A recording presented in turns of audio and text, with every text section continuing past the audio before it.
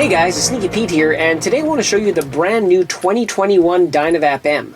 Now, I would be hard-pressed to imagine that the DynaVap M is not the single most owned vaporizer on the market. There are a ton of popular vaporizers out there, but so many people have decided to pick one of these up as they just offer such amazing performance for the money.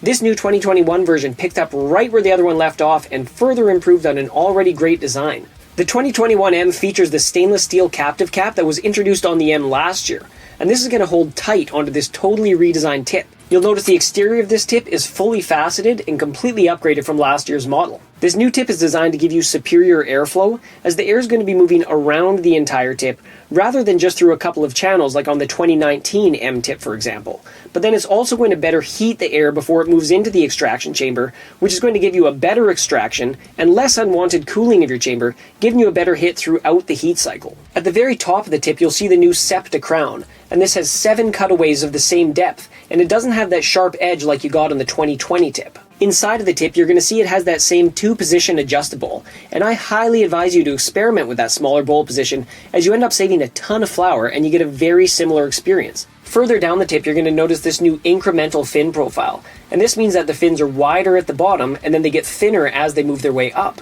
This helps to give more cooling as the vapor moves down into the device, and it helps to retain the heat in the extraction chamber for a better session. The very top fin creates this donut-shaped air channel that runs between the bottom of the cap and the tip, and that's going to help preheat all the incoming air and slow down the airflow a little bit so that the preheating action is more effective. The tip connects the body with 3 O-rings here, and you're going to notice it's really easy to get your tip in and out of the device. Sometimes in the past it has been a little bit of a challenge getting them in and out, but they've just further improved the tolerances here, and it's really easy. When we look at this upper body section of the device, it reminds me more of the 2019 than the 2020. But when you handle both devices, the new finish on the 2021 is infinitely grippier. It has this very complex compound pattern that sort of twists up the device as you rotate it, and you'll also find these little machining marks on there that further enhance the grip. It becomes immediately apparent when you handle it, but even when you look at it, you can see it has this new hourglass profile, meaning the diameter in the center is smaller than at the edges of this pattern. Not only does it give it a cool new look, but it also makes a massive difference in how fast your fingers naturally find the desired location to handle the device. When you hold it in your palm and spin it, your fingers want to stay in place rather than slide up the device. Moving down a little bit, this is by far the coolest airport they have ever put on an M. This is the next generation chiral airport, meaning that it's separated into 2 sections like with the 2020, rather than just having one hole cut out of the metal. There is some precision machining going on here. This new airport is cut into steps or layers into the device. Not only does this look cool, but these subtle changes help to serve the goal of increasing the complexity of the airflow and doing a better job of mixing the warm extraction air with the cool dilution air to give you the best hit possible. One of my favorite parts about the 2020 M was that Metallica-shaped M rocker on the back, but on the opposite side of this new M-shaped airport, you find this compounded angled rocker. It doesn't look as cool, but it is more functional. It reminds me of the rocker on the OmniVap, but it's not quite the same. It's designed in the similar approach though. It makes your fingers naturally fall into place and helps eliminate the need to hunt and grope for the rocker and the airport after you heat it up. In between the chiral airports and this new rocker, listen to how well that works as I move it back and forth. So the complexity of the shape and the back and forth nature are going to help disrupt the laminar sort of on and off airflow to give you a better overall experience. Just above the mouthpiece, you'll see one more machined section. And not only is this decorative, it also helps to provide a place to grip it, which we'll get into shortly. The mouthpiece is sized to fit perfectly in a 10mm joint, so you don't need an adapter if you're using a 10mm water piece.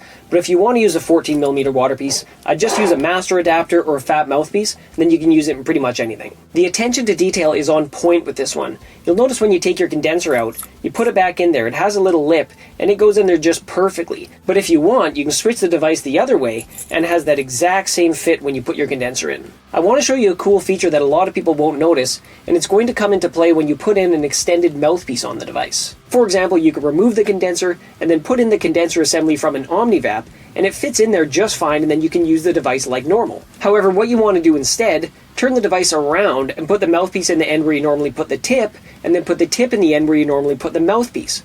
What you'll notice here is it has a way better profile and a connection with the mouthpiece, but the coolest part is that small decorative section near the mouthpiece now mimics the same grippiness and hourglass profile that you get when the device is used in the traditional way. One more thing you have to try with this new design, and it seems counterintuitive. Heat it up really low on the cap, and then hit it without covering the airport whatsoever.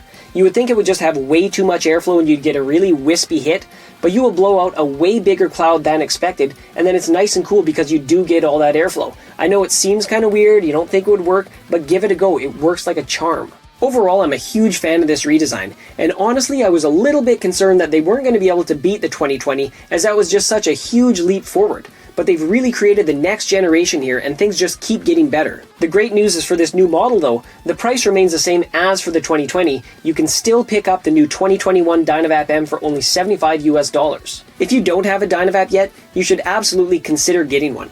The efficiency is really hard to beat, especially when you use that smaller bowl position. They can hit like an absolute tank when you heat them low on the cap, and they give you a very analogous experience for someone who's recently switching over from combustion. The whole system is designed to be modular, so you can mix and match parts from different devices. There's no firmware to update, there's no batteries to go bad, and you won't find another device that's this small and light that offers this level of performance. I'm a huge fan of the DynaVap M in general, and this new 2021 continues that legacy with this new iteration.